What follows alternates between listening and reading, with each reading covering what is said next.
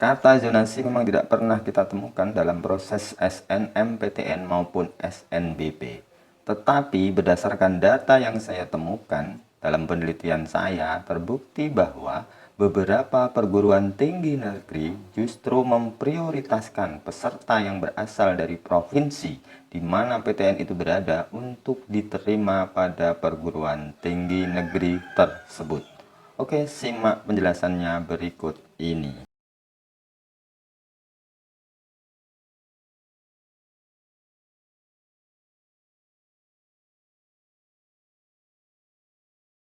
Assalamualaikum warahmatullahi wabarakatuh. Ya, apa kabar teman-teman semuanya? Ya, sesuai dengan tadi yang saya sampaikan di depan bahwa bicara tentang yunasi, ya sebenarnya kita gunakan kata yunasi ini agar lebih keren saja ya. Ya, dari kayak penerimaan di SMA sekarang. Ya, memang dalam proses penerimaan SNMPTN atau SNBP itu tidak pernah tertulis kata yunasi ya. Cuman ada beberapa kalimat yang menyatakan bahwa cenderung LTMPT atau panitia itu menyarankan untuk memilih dari provinsi asal. Bahkan di situ ada keterangan bahwa jika memilih dua, itu salah satunya harus dari provinsi asal.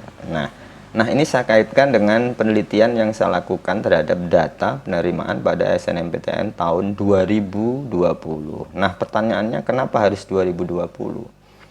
Pada tahun 2020 itu seluruh peserta SNMPTN yang diterima itu diumumkan ke publik. Jadi semua yang diterima seluruh Indonesia itu namanya, nomor pesertanya itu diumumkan ke publik. Jadi kita semua bisa akses, dari situ saya bisa teliti dari mana peserta itu berasal dan di mana peserta itu diterima.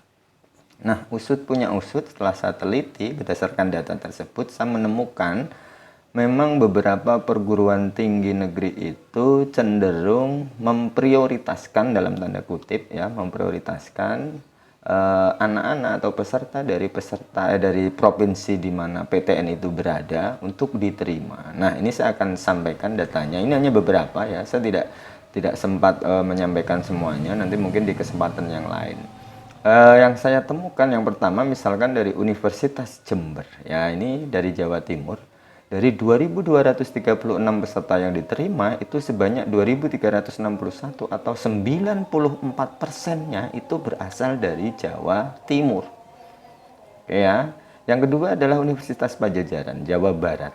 Dari 1.390, itu 89%-nya itu berasal dari Jawa Barat. Padahal kita yakin bahwa peminat di Padjadjaran ini tidak mungkin semuanya dari Jawa Barat, banyak yang dari luar Jawa Barat. Yang ketiga adalah Universitas Airlangga Surabaya, ini juga Jawa Timur. Dari 1.491 yang diterima, itu sebanyak 1.324-nya atau 88 atau hampir 89% itu berasal dari Provinsi Jawa Timur. Lanjut di bawahnya ada ITS ya. ITS Jawa Timur itu 67%. Universitas Negeri Semarang itu ada 65% ya. Sisanya baru disebar ke seluruh provinsi yang ada di Indonesia.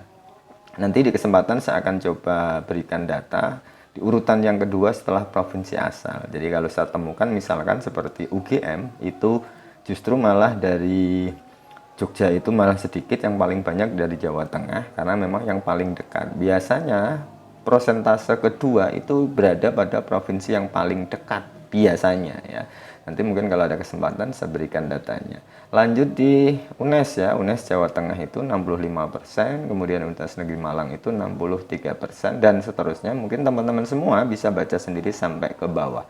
Nah, di sini bisa kita katakan, kita ambil kesimpulan lah, karena memang ini kesempatan bagi perguruan tinggi negeri itu untuk memberi kesempatan kepada peserta yang berasal dari wilayah terdekat. Maka tidak heran kalau sering muncul istilah zonasi di SNMPTN atau yang nanti akan berubah menjadi nama SNBP. Jadi berdasarkan data ini saya hanya mau mengingatkan kepada teman-teman semuanya akan lebih berhati-hati dalam memilih jurusan ya. Bukan berarti kalau kita dari Jawa Tengah milih ke Jakarta, Jawa Timur pasti tidak diterima, tidak. Peluangnya tetap ada, Tetapi berdasarkan data ini, peluang Anda akan lebih besar jika kalian memilih PTN di mana provinsi yang berada satu provinsi dengan provinsi asal kalian. Nah, itu catatannya itu. Memang ada yang misalkan yang di ITB dari Jawa Tengah, dari Jawa Timur, tapi prosentasenya pastinya lebih sedikit. Oke, nanti di kesempatan lain kenapa bisa seperti itu? Karena dalam penerimaan SNMPTN itu ada dua indeks, satu indeks sekolah dan indeks siswa. Nanti saya akan coba jelaskan terkait dengan indeks sekolah tersebut. Ya, saya kira itu. Mudah-mudahan ini bermanfaat. Kurang lebihnya mohon maaf. Terima kasih. Assalamualaikum warahmatullahi wabarakatuh. Saya Ina Zunita Sari, mahasiswi Farmasi Universitas Negeri Semarang. Channel YouTube Portal Kamus luar biasa. Jangan lupa like, komen, subscribe, and share ke teman-temanmu.